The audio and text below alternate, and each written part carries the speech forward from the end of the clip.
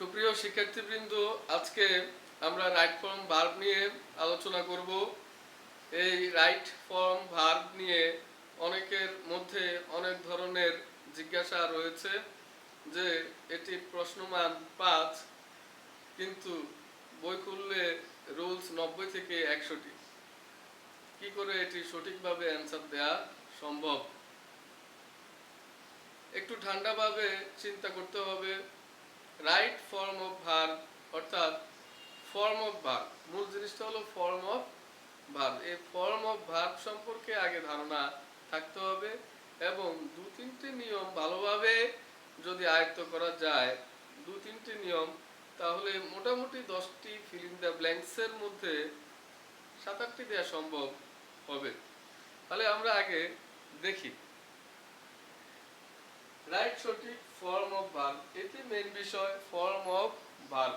তাহলে form of ভার্বগুলো সম্পর্কে আমরা জানি প্রেজেন্ট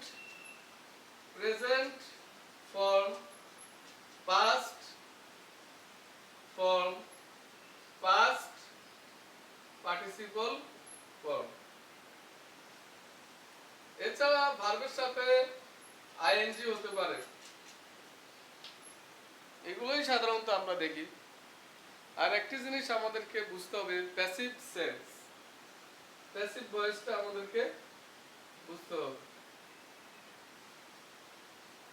বাস এই কয়েকটি জিনিস জানলেই মোটামুটি আমরা আজকে প্রেজেন্ট, পাস্ট, প্রেজেন্ট।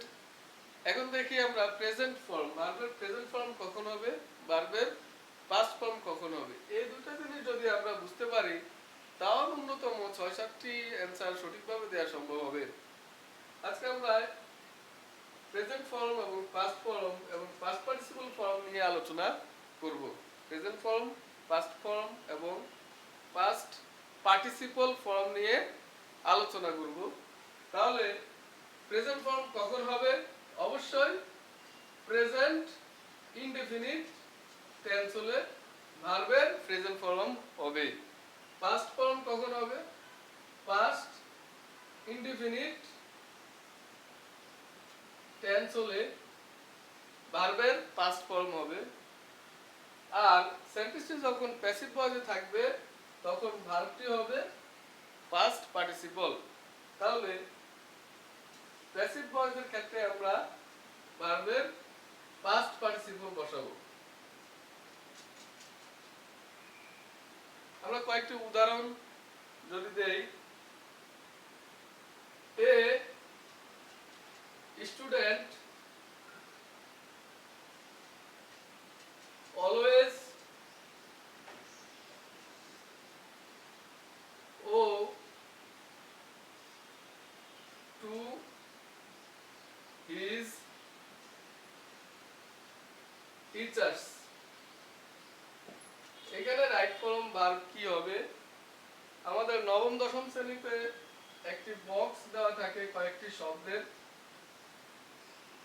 সেখান থেকে আমাদেরকে বের করতে হয় এখানে সঠিক শব্দ কি হবে। আমরা সঠিক শব্দ আগেই বসিয়ে রেখেছি। একাদশ দ্বাদশ শ্রেণীতেও রাইট ফর্ম ভার্ব থাকে, সেখানে সঠিক শব্দ দেওয়াই থাকে, কিন্তু নবম দশম শ্রেণীর ক্ষেত্রে এখান থেকে খুঁজে বের করতে হয় সঠিক শব্দ কি হবে। তুলনামূলকভাবে নবম দশম শ্রেণীতে এই রাইট ফর্ম ভার্বটা কঠিন একাদশ দ্বাদশ শ্রেণী থেকে। তাহলে আমরা ধরে নিলাম এখানে ওর শব্দটা হবে। এখন এটির রাইট ফর্ম কি হবে, এই ভার্বের সঠিক ফর্মটা কি হবে? তাহলে সেন্টেন্সটা আমাদেরকে দেখতে হবে সেন্টেন্সটি কোন টেন্সে দেওয়া আছে। প্রেজেন্ট ইনডেফিনিট টেন্স আমরা সাধারণত বুঝে থাকি যে চিরন্তন সত্য বোঝালে সেই সেন্টেন্সটিকে আমরা প্রেজেন্ট ইনডেফিনিট টেন্সে আনতে পারি। কোনো কাজ প্রথাগতভাবে, রীতিনীতিগতভাবে যদি হয়ে থাকে, এখনো হচ্ছে, পূর্ব হয়েছে, ভবিষ্যতেও হবে, এই ধরনের বাক্য আমরা প্রেজেন্ট ইনডেফিনিট টেন্সে প্রকাশ করব। একজন ছাত্র তার শিক্ষকের কাছে ঋণী, তাহলে এই বাক্যটি আমরা পূর্বপুরুষরা এই বাক্যটি এইভাবেই বলেছে, আমরাও এই বাক্যটি এইভাবেই বলছি, ভবিষ্যৎ জেনারেশনও একই কথাই বলবে। তাহলে এটি একটি চিরন্তন সত্য, তাহলে বাক্যটি প্রেজেন্ট ইনডিফিনিট টেন্স। তাহলে আমাদের সেন্টেন্স থেকে সেন্স বুঝতে হবে এটি প্রেজেন্ট সেন্স না পাস্ট সেন্স। যেহেতু এটি প্রেজেন্ট ইনডিফিনিট টেন্স, তাহলে এখন ফর্ম, ভার্বের ফর্ম হবে প্রেজেন্ট ফর্ম।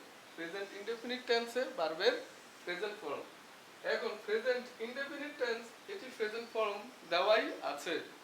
প্রেজেন্ট ইনডিফিনিট টেন্সে আরেকটি বিষয় দেখতে হবে, subject third person singular number হলে ভার্বের সাথে এস বা ইয়েস হবে। তাহলে সাবজেক্ট এ স্টুডেন্ট, এ অর্থ একজন, সিঙ্গুলার মানে এক, student third person singular number হওয়াতে এখানে ভার্বের সাথে এস বা ইয়েস হবে। আমরা দেখলাম এখানে রাইট ফর্ম অফ ভার্ব ওজ। আরেকটি উদাহরণ দেখছি, যেটি হলো এভরি বডি রেসপেক্ট এ প্যাট্রিয়ট। এইখানে সেন্টেন্সটি সেন্স কি বলছে, প্রত্যেকে একজন দেশপ্রেমিককে সম্মান করে। এটি আগে যেমন মানুষ বলেছে, এখনো আমরা একই কথাই বলছি, ভবিষ্যতে এই ধরনের কথার কোনো পরিবর্তন হবে না। একজন দেশপ্রেমিককে সবাই সম্মান করে, তাহলে বাক্যটির সেন্স চিরন্তন সত্য বোঝাচ্ছে। সুতরাং এটি প্রেজেন্ট ইনডেফিনিট টেন্সে আনবো, এবং যেহেতু সাবজেক্টটি থার্ড পারসন সিঙ্গুলার নাম্বার, ভার্বের সাথে এস বা ইয়েস যোগ করব। রেসপেক্ট, রেসপেক্টস, এখানে আইএনজি দিলেও হবে না, ইডি দিলেও হবে না, তাহলে পাস্ট ফর্ম দিলেও হবে না, ভার্ব প্লাস আইএনজি দিলেও হবে না। তাহলে প্রেজেন্ট ইনডেফিনিট টেন্সে ভার্বের প্রেজেন্ট ফর্ম হবে, যেহেতু থার্ড পারসন সিঙ্গুলার নাম্বার, সেজন্য আমরা এস বাই এস যোগ করলাম। এবার আসা যাক past indefinite tense. One day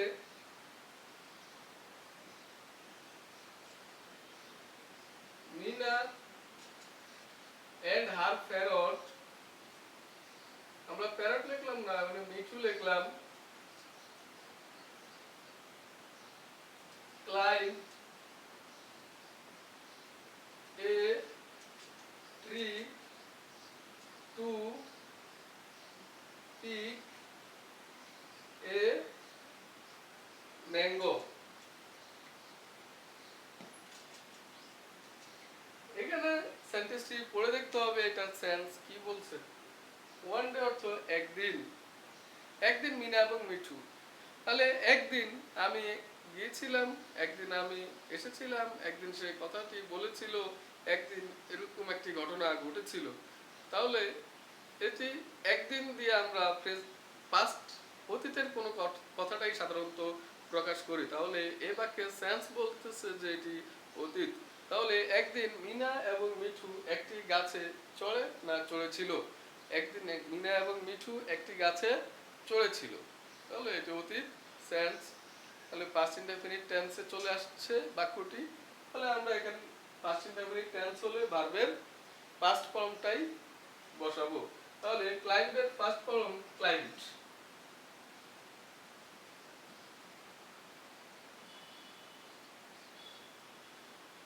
এখানে একটা জিনিস লক্ষণীয় যে একটি ভার্ব রয়েছে পিক, এবার কি প্রেজেন্ট ফর্ম রয়েছে, এর আগে রয়েছে টু। তাহলে আমরা ধরে নেই যে টু এর পরে ভার্বের প্রেজেন্ট ফর্ম। তাহলে আমরা যদি দেখি কিসের পরে, কোন কোন শব্দের পরে ভার্বের প্রেজেন্ট ফর্ম হয়, তাহলে টু এর পরে ভার্বের প্রেজেন্ট ফর্ম হয় can, could, may, might, shall, should, will, would, do, does, did, need, let,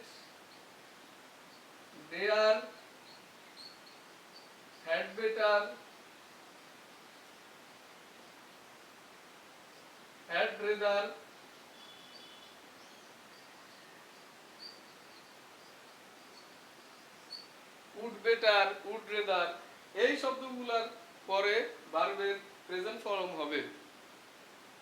তাহলে প্রেজেন্ট ইনডেফিনিট টেন্স হলে ভার্বের প্রেজেন্ট ফর্ম, এছাড়া এই জাতীয় শব্দগুলো যদি বাক্যে থাকে এরপরে আমরা ভার্বের প্রেজেন্ট ফর্ম বসাবো।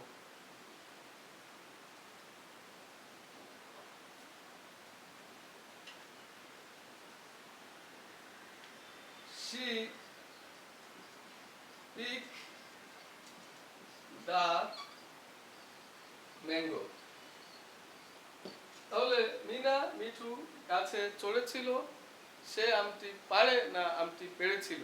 তাহলে সেন্স বলতেছে যে একদিন মিনা এবং মিঠু গাছে চড়েছিল এবং সে আমটি একটি আম পেড়েছিল, বা এখানে আমটি পেড়েছিল। তাহলে সেন্স বলতেছে এটি অতীত, সুতরাং পাস্ট পাস্ট ইনডেফিনিট টেন্স হলে ভার্বের পাস্ট ফর্ম হবে।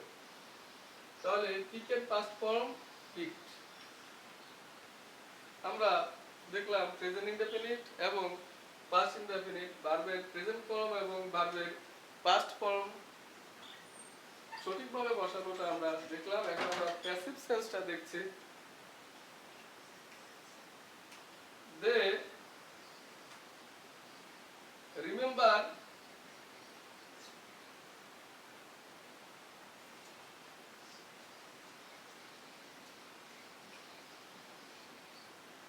even after their death.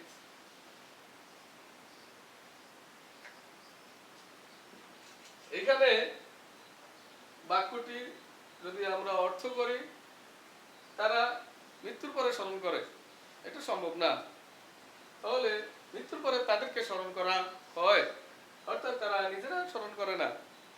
এখানে বাক্যের যে সাবজেক্ট রয়েছে, সাবজেক্ট এখানে কাজ করে না, ভার্বের কাজটা অন্য কেউ করে। স্মরণ করার কাজটা এই সাবজেক্ট যে আছে সে করতেছে না, অন্য কেউ করতেছে, তাদেরকে স্মরণ করা হয়। তাহলে সাবজেক্ট যদি কখনো নিজে কাজ না করে তাহলে সেটি আমরা প্যাসিভ ভয়েসে নিয়ে যাব, আর প্যাসিভ ভয়েস হলে ভার্বের পাস্ট পার্টিসিপল হবে। রিমেম্বারের পাস্ট পার্টিসিপল রিমেম্বারড। এখন কোন প্যাসিভ ভয়েস অক্সিলারি ভার্ব ছাড়া সম্ভব নয়, একটি অক্সিলারি ভার্ব লাগবে। তাহলে কোন অক্সিলারি ভার্ব বসাবো? আমাদের সেই আগের কথায় চলে আসবে, এখন কোন টেন্সের অক্সিলারি ভার্ব বসবে। তাহলে একই কথা, প্রেজেন্ট ইনডেফিনিট এবং পাস্ট ইনডেফিনিট টেন্স বুঝতে হবে। তাদেরকে তাদের মৃত্যুর পরে স্মরণ করা হয়। কাদেরকে স্মরণ করা হয়? অর্থাৎ ভালো মানুষকেই স্মরণ করা হয়, দেশপ্রেমিককে স্মরণ করা হয়। তাহলে দেশপ্রেমিককে যারা যুদ্ধে নিহত হয়, যুদ্ধে শহীদ হয়, তাদেরকে মানুষ স্মরণ করে। এটি পূর্ব যেমন প্রচলিত, এখনো একই কথা, ভবিষ্যতে এরকম হলে মানুষ তাদেরকে স্মরণ করবে। তাহলে এটি চিরন্তন সত্য, সুতরাং এটি প্রেজেন্ট ইনডেফিনিট টেন্স। আর প্রেজেন্ট ইনডেফিনিট টেন্স হলে আমরা অক্সিলারি ভার্ব বসাবো প্রেজেন্ট কন্টিনিউয়াস টেন্সের। তাহলে প্রেজেন্ট কন্টিনিউয়াস টেন্সের অক্সিলারি ভার্ব হলো এম, ইজ অথবা আর। এখন আমাদের সাবজেক্ট আছে দে, প্লুরাল, এই কারণে আমরা এখানে অক্সিলারি ভার্ব নিব আর।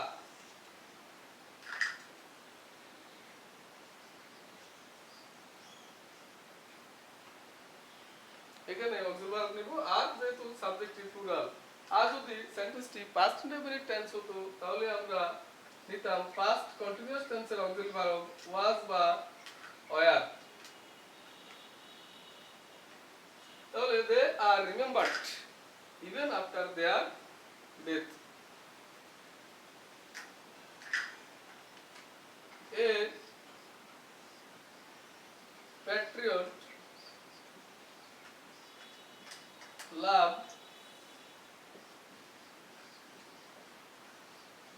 By all. এখানে সেন্টেন্সটির অর্থ করলে সেন্স দাঁড়াবে একজন দেশপ্রেমিককে ভালোবাসা হয়, সকলের দ্বারা একজন দেশপ্রেমিককে ভালোবাসা হয়, সকলে একজন দেশপ্রেমিককে ভালোবাসে। এখানে দেশপ্রেমিক ভালোবাসে এটি বোঝায় নাই, দেশপ্রেমিককে ভালোবাসা হয়, ফুটবল খেলা হয়, কাজটি করা হয়, এগুলো প্যাসিভ সেন্স। সুতরাং এটি প্যাসিভ ভয়েস। প্যাসিভ ভয়েস হলে ভার্বের পাস্ট পার্টিসিপল হবে পাস্ট পার্টিসিপল লাভড। কোন passive passive voice auxiliary verb ছাড়া হবে না, আবারও বুঝতে হবে সেন্টেন্সটি কোন টেন্সে। তাহলে একজন দেশপ্রেমকে ভালোবাসা হয়, এটা একটা চিরন্তন সত্য। Present indefinite tense, present indefinite tense হলে আমরা প্রেজেন্ট কন্টিনিউয়াসের অক্সিলারি ভার্ব নিব এম, ইজ অথবা আর। এখানে এ সিঙ্গুলার, সিঙ্গুলার হওয়ার কারণে আমরা নিব ইজ।